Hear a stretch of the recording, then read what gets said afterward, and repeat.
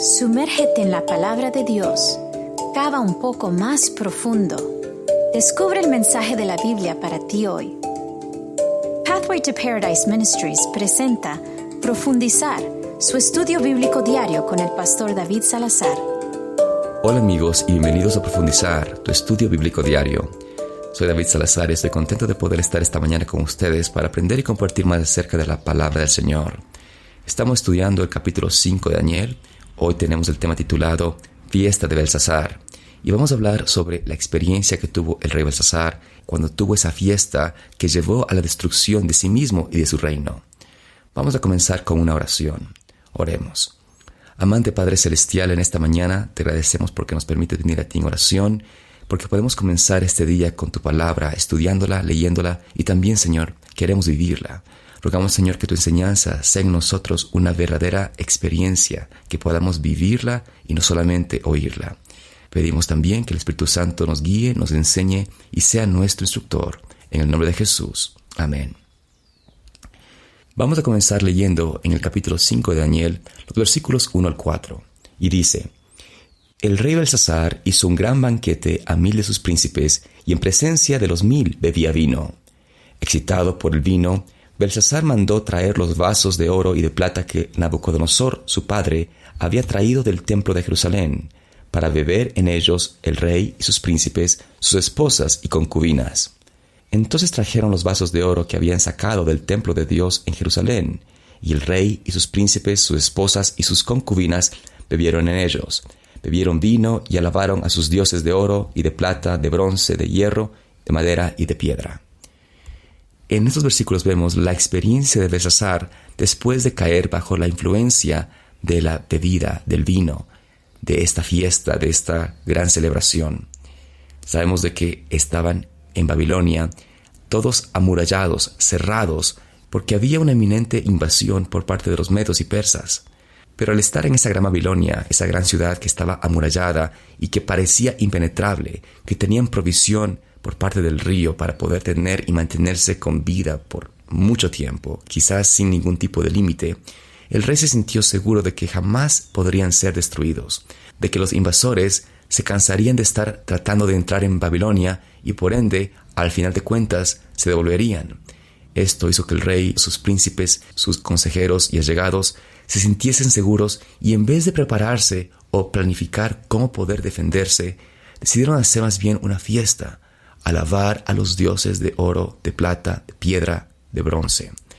En esta fiesta, Belsasar selló su destino final, porque cuando cayó bajo la influencia del vino, del alcohol, de la lujuria, los placeres, hizo la decisión más equivocada, que fue en traer los vasos sagrados del templo de Dios y tener la osadía de tomar de ellos, no solamente él, pero usarlos junto con sus otros invitados para mantenerse en deleites, en placeres y seguir una celebración pagana rindiendo culto y homenaje a los dioses falsos. Esto nos muestra la influencia que tiene el alcohol y todo tipo de excesos en la alimentación. Cuando hay un banquete, cuando hay una celebración, muchas veces se pierde el dominio propio y la temperancia, y los resultados de las decisiones por causa de estos excesos pueden ser fatales. En realidad, la advertencia es no solamente para quienes viven en los deleites, para que viven los placeres, pero aún también para nosotros. Quiero leerles una cita que se encuentra en Testimonios para la Iglesia, tomo 3, la página 183. Dice: Cristo sometió ante nosotros el peligro de darle suma importancia a la comida y a la bebida. Él revela el resultado de entregarse a la complacencia del apetito. Las facultades morales se debilitan de modo que el pecado no parece pecaminoso. Se toleran los delitos y las pasiones bajas controlan la mente hasta que una corrupción general erradica los buenos principios e impulsos y Dios es blasfemado. Todo esto es el resultado de comer y beber en exceso.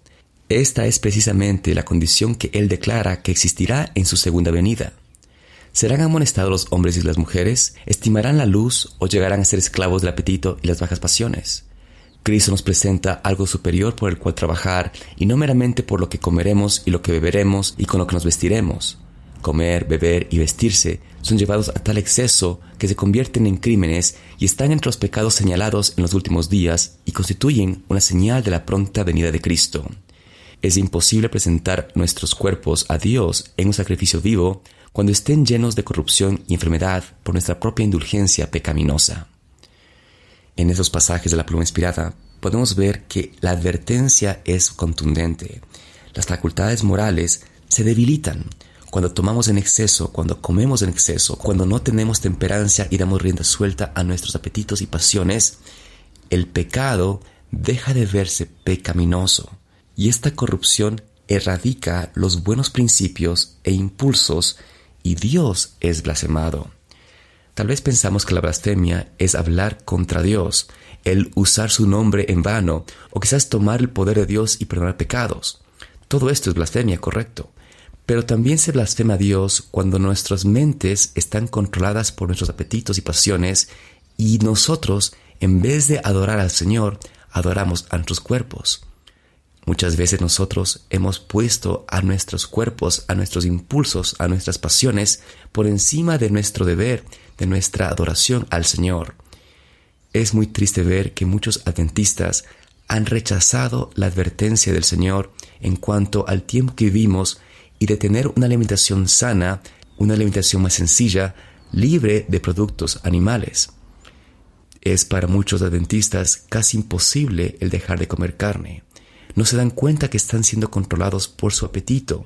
Y cuando el Señor nos habla de dejar a un lado este tipo de alimentación, de dejar a un lado el exceso de azúcar, de dejar alimentos de origen animal, nos parece que eso es demasiado pedir y por ende defendemos la concupiscencia con la declaración de que esto no es tema de salvación. Muchos que comen carne van a la Escritura para decir que ellos comen de acuerdo a los principios de la Biblia. Dicen comer animales limpios, pero no se dan cuenta que la carne que ellos compran, la carne que preparan, la carne que ellos comen, no va ni siquiera pegada a la instrucción bíblica de cómo preparar la carne. Y por eso muchos no se dan cuenta que están en su alimentación blasfemando el nombre de Dios, comiendo de lo que el Señor consideró como maldito. El alimentarse con la sangre de los animales, el tener esa carne mezclada con sangre, era una abominación al Señor. Y esto es lo que hoy muchos todavía no se dan cuenta. Esto impide que podamos tener la victoria sobre las pasiones bajas. Caemos en la misma degeneración que cayó Belsasar. Cometemos actos de sacrilegio, cometemos actos de abominación y blasfemia a Dios y no nos damos cuenta porque nuestra mente, nuestro cuerpo está embotado por medio de nuestros apetitos y pasiones. ¿Queremos nosotros alabar al Señor en nuestros cuerpos? Cristo nos habla y nos dice que nuestros cuerpos son templo del Espíritu Santo. Debemos empezar a limpiar nuestros cuerpos, nuestra mente, no solamente con lo que alimentamos, por lo que vemos, por lo que leemos, por lo que escuchamos, pero también por lo que comemos. El cuerpo y la mente están conectadas, nuestra espiritualidad con estos cuerpos están conectados. No podemos servir plenamente al Señor teniendo cuerpos enfermos por causa de nuestra concupiscencia. En Génesis 1:29 podemos ver la forma como Dios quiso que el hombre se alimentase. Leemos: dijo también Dios: os doy toda planta que da semilla, que está sobre la tierra, y todo árbol que lleva fruto y da semilla. Esto será vuestro alimento. Aquí el Señor dio al hombre el tipo de alimentación que debía el hombre tener. Vimos en Daniel, en el capítulo 1, que Daniel y sus amigos escogieron alimentarse a base de productos de la tierra, no en base a alimentos animales. Y este ejemplo de Daniel nos muestra que quienes desean seguir más de cerca al Señor, quienes desean prepararse para el tiempo del fin, tendrán que aceptar el consejo del Señor de alimentarse a base de comida natural. Hoy es impresionante ver que es el mundo secular, el mundo alejado de Dios, que está predicando que el ser humano coma alimentos naturales, que deje de comer comida procesada y alimentos a base de animales. Todo esto nos muestra que aún las piedras hablan en relación al tema de la salud, al tema de tener alimentación sana, cuerpos sanos, mentes limpias y sanas. Estos principios de salud han estado con nosotros por más de 130 años.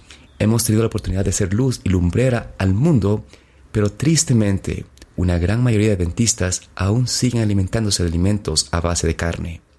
Esta es una de las razones por las cuales hoy en día se rechaza al espíritu de profecía, porque nos amonesta y nos aconseja a dejar a un lado el tipo de alimentación equivocada y de volver a una dieta original, a un plan de alimentación a base de productos naturales, de productos vegetales. Mas, mis amados hermanos, ¿Por qué el Señor ha sido tan enfático en dar este mensaje? ¿Por qué el Señor ha dado tanta luz en relación a alimentación sana, a tener un estilo de vida sano, a vivir una vida pegada a los 8 principios de salud? Porque el Señor conoce que si no tenemos una victoria sobre los apetitos y las pasiones, jamás podremos servirle a Él y daremos pleitesía y honra a la bestia y tendremos su marca y su imagen. Esto es lo que pasará y lo que pasó con Belsasar. Él, a través de la complacencia de su apetito, de su complacencia a sus pasiones bajas, cayó en la destrucción y erradicó de su mente el respeto al Señor. Por eso el Señor nos habla de volver a sus designios, a lo que Él instituyó como lo mejor para nosotros, especialmente porque vivimos en este último tiempo, donde habrá una gran prueba de adoración, una gran prueba de fe, y por ende, todas nuestras facultades mentales, nuestros cuerpos, deben estar en armonía con lo que el Señor ha revelado. Leemos en Isaías capítulo 29, versículos 18 al 21. En ese tiempo los sordos oirán las palabras del libro, y los ciegos verán en la oscuridad y las tinieblas. Entonces los humildes aumentarán su gozo en el Señor, y los pobres se gozarán en el Santo de Israel. Porque el violento se acabará, y el escarnecedor será consumido. Serán talados todos los que se desvelan para hacer el mal, los que hacen pecar al hombre en palabra, los que arman lazo al que reprende en la puerta y tuercen la causa del justo con vanidad. Estos versículos nos hablan de que el Señor quiere hoy abrir nuestros ojos, quiere Él hoy abrir nuestros oídos a través de su palabra, a través de la pluma inspirada, para poder tener una mejor vida, un mejor estilo de vida, donde, como dice la palabra, los humildes aumentarán el gozo. Esto es, los humildes de espíritu, los humildes que deciden: Señor, quiero seguir tus designios, quiero vivir una vida más limpia, más recta delante de ti. Y cuando escucho tu palabra, cuando escucho la inspiración, cuando escucho el mensaje y el consejo de dejar a un lado ciertas formas de alimentarme, cierto tipo de comida, cierto tipo de forma de vivir, no debo sentirme ofendido, sino agradecido con el Señor, porque me muestra cómo puedo yo vivir mucho mejor. Esto es el gozo que el Señor quiere que tengamos. Además de esto, estos versículos nos advierten de que quienes hacen pecar al hombre en palabra, quienes tuercen la causa del justo, serán destruidos, serán talados, serán consumidos por el Señor. Es por eso, mis amados hermanos, que quienes predican un mensaje contrario a la palabra de Dios, quienes van en contra del consejo del Espíritu de Profecía, quienes ponen sus designios, su voluntad, su experiencia sobre lo que el Señor ha revelado, están en el peligro de ser rechazados y destruidos por el Señor, porque causan que muchos sigan en sus concupiscencias, en sus deleites, en sus pecados, y no se apeguen a los preceptos del Señor, y no rindan un culto a Dios de forma correcta. El Señor nos dice en Romanos 12:1: Así, hermanos, por la tierna misericordia de Dios, os ruego que presentéis vuestro cuerpo en sacrificio vivo, santo, agradable a Dios, que es vuestro culto espiritual, y no os conforméis a este mundo, sino transformaos mediante la renovación de vuestro entendimiento, para que podáis comprobar cuál es la buena voluntad de Dios, agradable y perfecta.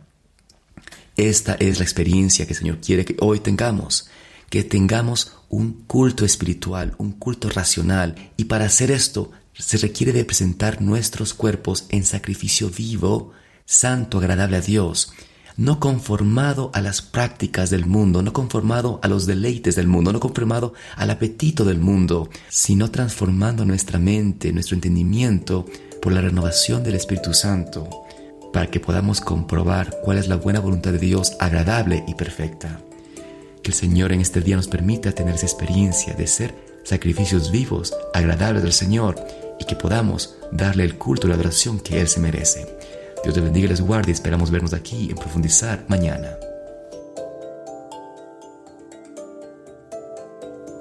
Profundizar es una producción de Pathway to Paradise Ministries. Para obtener más recursos de estudios bíblicos, incluidos libros, DVDs y guías de estudio, visite elcaminoalparaíso.org o llame gratis al 855-447-8788. Para apoyar este ministerio con su contribución deducible de impuestos, visite elcaminoalparaíso.org o llame al número gratuito 855-447-8788.